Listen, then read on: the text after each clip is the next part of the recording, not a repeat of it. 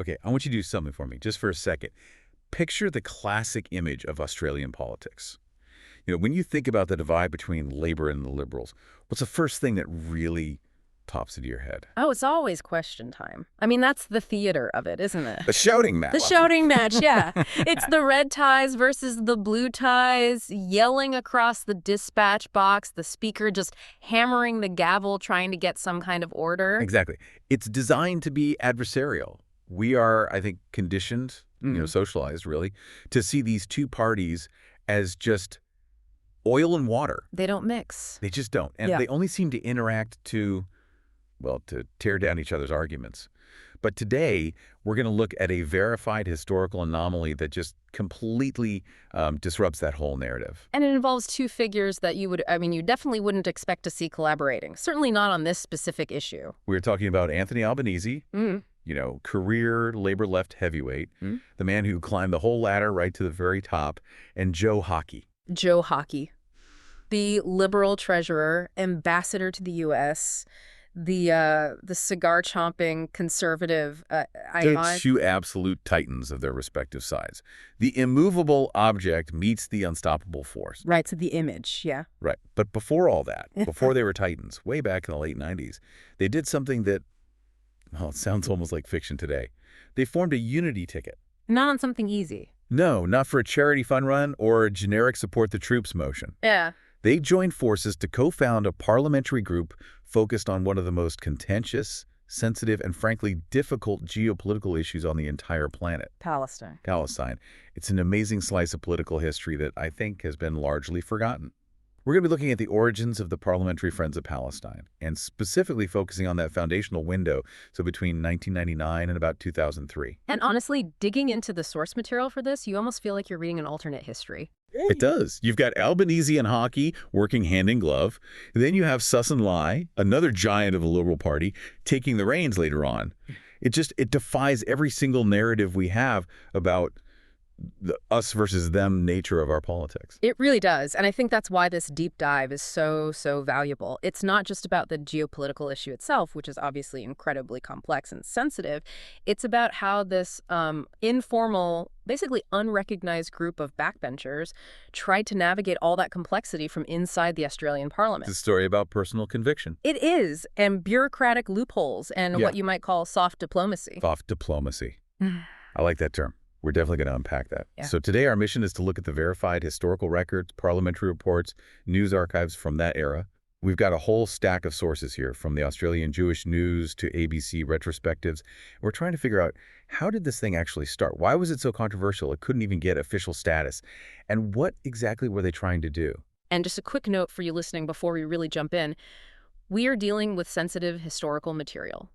Our discussion is strictly, and I mean strictly, bound by these verified records from that 1999 to 2003 period. We're not projecting modern events backwards. We are looking at the world as these MPs saw it at that time. A really important point. Okay, so let's wind the clock back. Take me to 1998. The internet is dial-up. Social media is not even a glimmer in anyone's eye. The world feels a lot bigger. It does. And Anthony Albanese and Joe Hockey are. Well, they're not the titans we know today. Not even close. No, not at all. And that's such a crucial piece of context here. In 1998, they were both first-term MPs. The newbies. They were fresh faces. They didn't have cabinet portfolios weighing them down. They didn't have the immense pressure of the 24-hour news cycle watching their every blink. They were, essentially just learning the ropes of how Parliament even works. And the rule when you're a first-termer is usually pretty simple, right? Keep your head down. That's the conventional wisdom. Yeah, you toe the party line, you give your maiden speech, and you try really, really hard not to get in trouble. Generally, yes, that is the safe path to take. But in 1998, these two, from opposite sides of the chamber, decided to undertake a joint study tour to the Middle East. Okay, I have to ask, when I hear parliamentary study tour, my cynicism immediately kicks in. I think of nice hotels, a few handshakes, maybe a photo op at a famous landmark. A lot of downtime. A lot of downtime. Was this that kind of trip, or was it something different? Well, the records suggest it was significantly more intense than your typical junket. According to Karen Middleton's biography of Albanese and various retrospective accounts, this trip wasn't just a diplomatic gloss-over. Right. They traveled to Israel, yes, but they also went deep into the Palestinian territories. They visited Gaza, they went to the West Bank. Visiting Gaza in 1998, I mean, that's a very different proposition to what it is today, obviously, but still, that is not a holiday destination. No, it's not. And you have to understand the context of the late 90s. This was the post-Oslo Accords era. There was this sense of tension everywhere, visible poverty, but there was also this lingering, very fragile question of what comes next. The peace process was stalling. It was stalling, and the reality for people on the ground was really harsh. And the sources are pretty clear that witnessing the conditions on the ground, you know, the checkpoints, the refugee camps, the daily friction of life under occupation, it had a really profound impact on both of them. It's the difference between reading a briefing paper in an air-conditioned office in Canberra and actually, you know, smelling the air and feeling the dust in Ramallah or Gaza City. Precisely. It shifts the entire issue from an abstract policy debate into a very human reality. It becomes tactile. You can touch it. But for Joe Hockey, there was another layer to this, a much deeper personal layer. And this is a detail that I think a lot of people either forget or maybe never even knew about his biography. I have to admit, I didn't know this until we started digging into these files. I always just think of Hockey as the quintessential North Shore Sydney liberal. And he is, but Joe Hockey's father was born in Bethlehem. Wow. So he has actual direct Palestinian heritage. He does. His father was Armenian Palestinian. So for Albanese, this might have been a matter of, you know, human rights and international law, very traditional labor left concerns. But for Hockey, walking through these territories, it wasn't just foreign affairs. It was family history. It was personal. He was walking the streets where his own father was born. That changes everything. That changes the dynamic completely. So you have Albanese coming from the left, where support for Palestinian self-determination is a, you know, fairly standard ideological position. But then you have Hockey, a liberal, coming at this from a position of heritage and lived family narrative. And that convergence right there, that's the spark. They come back to Australia in 1998, and the sources suggest they just realized they couldn't unsee what they saw. They felt they had to do something inside the Australian Parliament to keep this conversation alive. They couldn't just file a report and forget about it. Exactly. The experience was too powerful for that. So in 1999, they decide to launch the Parliamentary Friends of Palestine, or the PFP, but they don't just, you know, throw open the doors and say, everyone come in. They were very, very specific about how they set this thing up. They seemed to anticipate the backlash, didn't they? Extremely calculated. They knew, absolutely knew, that if this group looked like a lefty protest group or just a labor thing, it would be dismissed instantly by the government of the day. Which was the Howard government. A very conservative government. So the group had to look credible. It had to look serious. It had to look bipartisan from day one. Hence, the unity ticket. Exactly. So what they do is you have Anthony Albanese serving as the founding secretary. That's the labor side. You have Joe Hockey as a co-founder and the initial chair. That's the liberal side. But, and here's a little nuance that often gets lost in the simplified versions of this story, there was a third key figure. Ross Cameron. Ross Cameron, a liberal MP. The member for Parramatta at the time. That's right. So while Albanese and Hockey were the spiritual founders, the high-profile faces that gave it that unity brand, Ross Cameron became the inaugural convener, or chair, from 1999 to 2003. He was the organizer. He was the one doing the legwork, coordinating within the government ranks. So let's just break down that structure for a second, because it's brilliant. You've got a liberal chair in Ross Cameron, a liberal co-founder in Joe Hockey, and a labor secretary in Anthony Albanese. That is a fortress of bipartisanship. It is. You can't really attack that as being a left-wing fringe group when two of the three key leaders are liberals from the government side. That was the entire strategy. If you wanted to attack the group, you were effectively attacking your own party members. It created a kind of safe space for genuine dialogue. But even with that bipartisan fortress, they ran smack into a wall, a bureaucratic, diplomatic wall. Okay, this is where we get into something that sounds incredibly dry on the surface, but it's actually super important for understanding how Canberra really works. The official versus unofficial status of the group. Right. Because the sources make a really big deal about this. They say that PFP was unrecognized by the presiding officers of Parliament. So Were they operating in secret? Was this like a speakeasy for foreign policy? Not a speakeasy, no. They were very public about what they were doing. But in the Australian Parliament, there's a formal register of friendship groups. Hmm. And if your group is on that register, like, say, the Australia-United States Parliamentary Friendship Group or the Australia-UK group, you get certain perks. Yeah, you get access to parliamentary facilities. You might get a bit of funding support for events. You get priority for booking committee rooms. You have a certain level of institutional legitimacy. The system recognizes you. The PFP was not allowed on that register. Okay, why not? I mean, they had the numbers. They had MPs from both major parties. They had future leaders running the thing. What was the problem? The problem was diplomatic protocol. To be an official country group, which is the main category for these friendship groups, you generally need to be friends with a recognized country. Uh, and at that time? And at that time, between 1999 and 2003, the official policy of the Australian government was that it did not recognize Palestine as a sovereign state. So the Parliament couldn't officially register a friendship group with a country that, in the eyes of the government, didn't legally exist. That's it. It's a complete catch-22. You want to advocate for statehood, but you can't be an official group advocating for it because the statehood doesn't exist yet. Wow. And how did that compare to, say, the other side of the equation? Well, the Australia-Israel Parliamentary Friendship Group was, of course, formally recognized. They were on the list. They had access to all the resources. Because Australia has had full diplomatic relations with Israel for decades. So the PFP had to operate in a different category. They did. They were categorized as an issue-based or non-country group. They were, in the language of the bureaucracy, a voluntary association. That sounds like the difference between being the official varsity football team and just having a pickup game in the park after school. That is a very, very apt analogy. The varsity team, the official groups, they had the uniforms, the funding, the stadium access. The PFP, they had to rely entirely on their own initiative. So what did that mean in practice? It meant if they wanted to host an event, they had to organize it all themselves. If they wanted to meet a visiting dignitary, they couldn't rely on official parliamentary protocol to roll out the red carpet. They had to do it all through their own networks. They had to, metaphorically speaking, pay for the sandwiches themselves. Which, in a way, makes what they achieved even more impressive. They didn't have the machine behind them. They were operating as this kind of scrappy underdog network right there in the halls of power. It definitely demonstrates a higher level of commitment, doesn't it? If you're a backbencher, your time is incredibly precious. You've got electorate duties, you've got committee work, party meetings.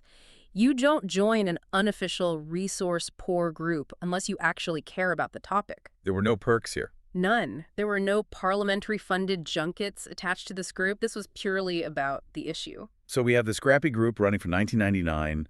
Ross Cameron is doing the day-to-day organizing. Albanese and Hockey are the spiritual figureheads.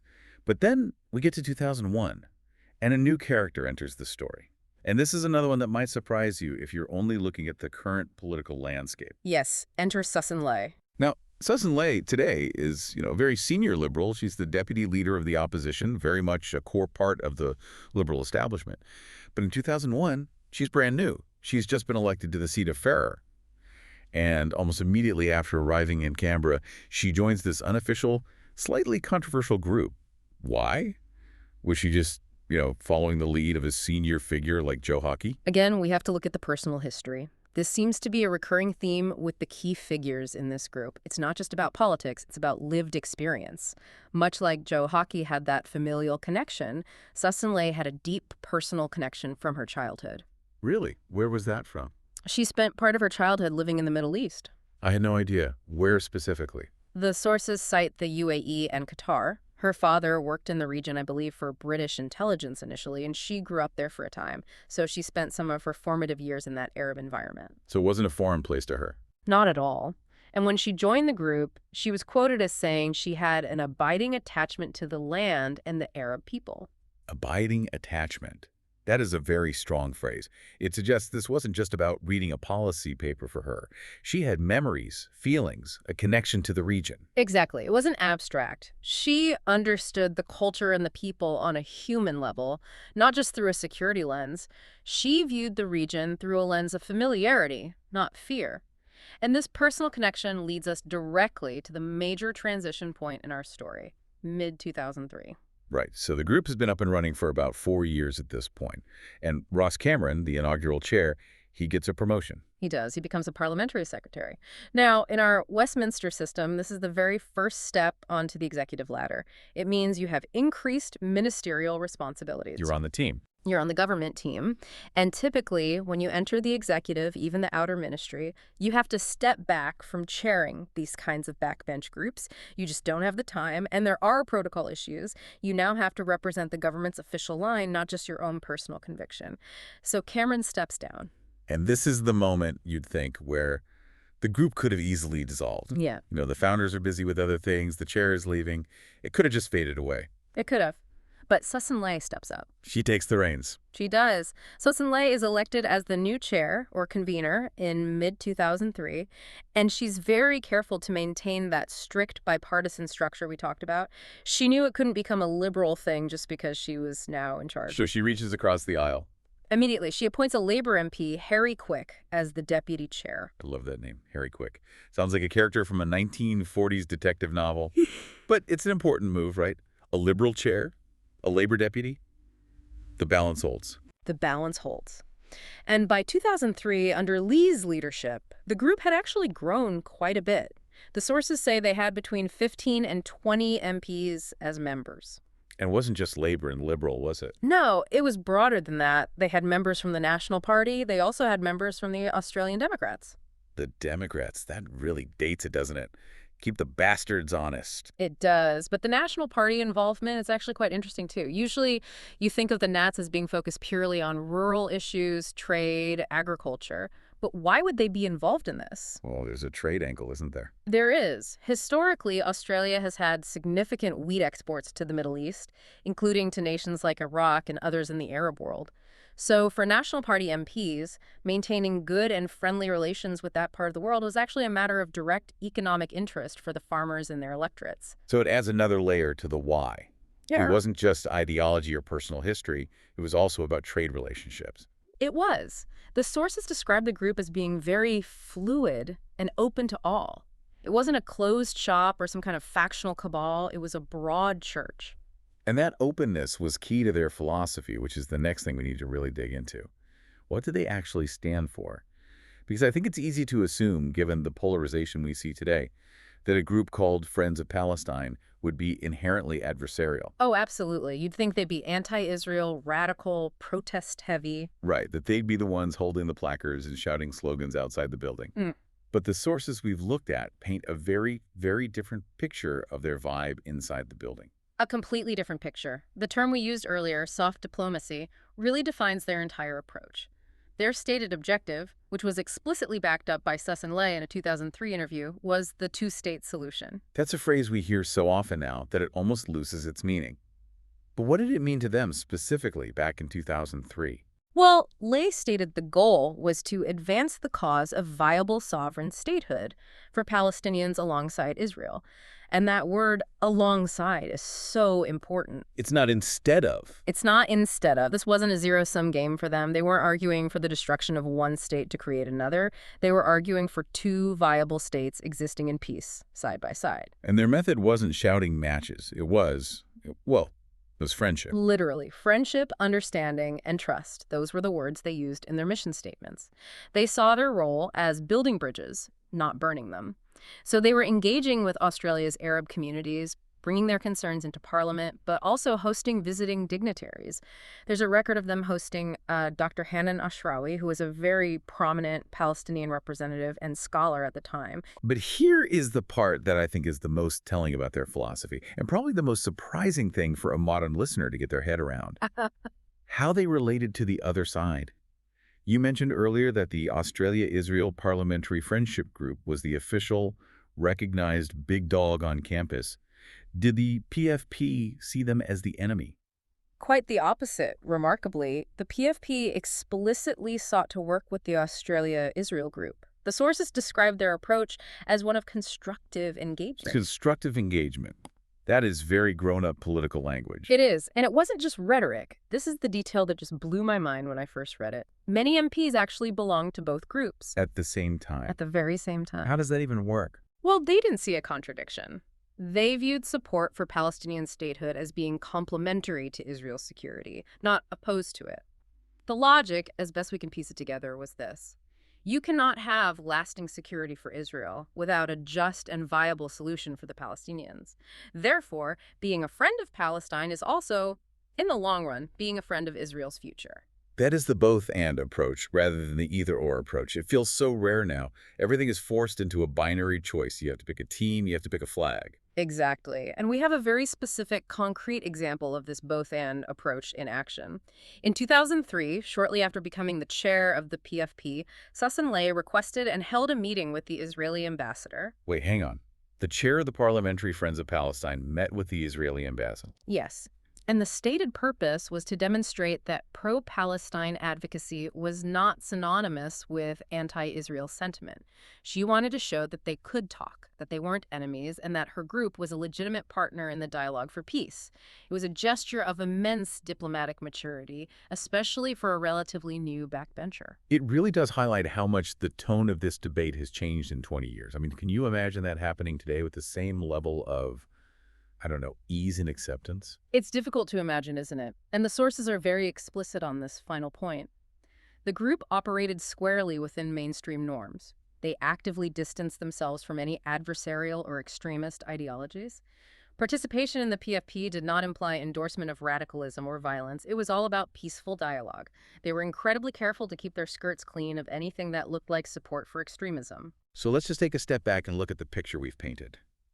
We have this group that is staunchly bipartisan, moderate in its aims, peace-focused, and driven by deep personal conviction. But they were also operating with one hand tied behind their back because of that unofficial status. I want to circle back to the unity ticket aspect, Albanese and hockey, because we started with that hook. Why does that specific detail matter so much? It matters because it fundamentally disrupts the modern narrative that this issue has always been a strict left-right divide in Australian politics. Today, we often associate the Palestinian cause with the political left and unwavering support for Israel with the political right. It's become just another front in the culture war. Right. If you're on the left, you're expected to wave one flag. If you're on the right, you're expected to wave the other. But in 1999, you had Joe Hockey, a man who would go on to be the treasurer in a very conservative government co-founding this group. You had Ross Cameron, another conservative liberal, chairing it for 4 years. You had National Party members joining it. It suggests that, at least in that era, the issue wasn't coded in the same political way. It wasn't a partisan football. It suggests there was a recognition, at least among this group, that this was a humanitarian issue and a geopolitical instability issue that transcended simple party lines. It wasn't about woke politics or reactionary politics. It was about something much more direct. We went there, we saw the conditions with our own eyes. This situation isn't sustainable, so let's talk about it like adults. And it's so interesting that all the key players, Albanese, Hockey, Ley, were in their first or second terms. They hadn't been completely molded and hardened by the political machine yet. They still had that raw experiential reaction from what they'd seen. That's a fantastic point. There is something about the freedom of the backbench. You aren't speaking for the cabinet. You aren't speaking for the prime minister. You can follow your conscience a bit more. You can form alliances that might be considered awkward for a minister. Which is probably why Ross Cameron had to step down the moment he became a parliamentary secretary. The machine eventually claims you. It does. But Sussan Ley, stepping in, kept that backbench energy alive. She was still establishing herself in Parliament. She could afford to be a bit bold. And let's be honest, taking on the chairship of an unofficial group dealing with the Middle East is a bold move for any new MP. It carries significant political risks. Oh, absolutely. You could alienate powerful lobby groups. You could alienate donors. You could alienate voters in your electorate. You could seriously annoy your party leadership. But she did it anyway. Because of that abiding attachment, it just goes to show that politicians are, at the end of the day, people with personal histories. Hockey's father being born in Bethlehem, Ley's childhood in the Gulf, those biographical details drove policy interest in a way that just reading a dry strategic analysis in a committee room might not have. Okay, let's start to pull these threads together. We've covered a lot of ground here. We've looked at the spark, that crucial 1998 trip. We've looked at the bureaucratic hurdle of being unofficial. We've looked at the leadership transition from Ross Cameron to Sussan Ley. And we've looked at the underlying philosophy of soft diplomacy. If we had to summarize the key takeaways for you, trying to get your head around this specific era, what are they? I think it really comes down to 4 main things. First, and most importantly, bipartisanship. The PFP was a true unity ticket in an era we often misremember as being purely divided. It showed that Labor and Liberal could collaborate on the hardest of topics. Second, structure. They were the scrappy underdogs. They were forced to be issue-based because the diplomacy of the day wouldn't let them be country-based. Yeah. And that meant they had to work harder for every bit of recognition. Third, continuity. This wasn't a flash in the pan. They managed to hand the baton successfully from Cameron to Ley, keeping that critical Liberal leadership and Labor deputyship intact. It was a sustained effort over several years. And finally, the tone. Soft diplomacy. A focus on the two-state solution. An explicit rejection of extremism. And that meeting with the Israeli ambassador, it was constructive, not destructive. It was constructive, and that, I think, stands in such stark contrast to the shouting matches we see on social media or even in the parliament today whenever this issue comes up. It really does. And that brings me to the final thought I want to leave with you. We've spent this entire deep dive looking at the actions of Albanese, Hockey, and Levy, three massive figures in modern Australian politics. But as you pointed out right at the start, at the time we're talking about, they were all backbenchers. They didn't have the power of cabinet. They couldn't sign treaties or allocate millions in foreign aid. They had no hard power. None whatsoever. Right. But what they did have was personal conviction. They had shared experience. And with that, they created a forum. They created a space for a conversation that wasn't happening otherwise.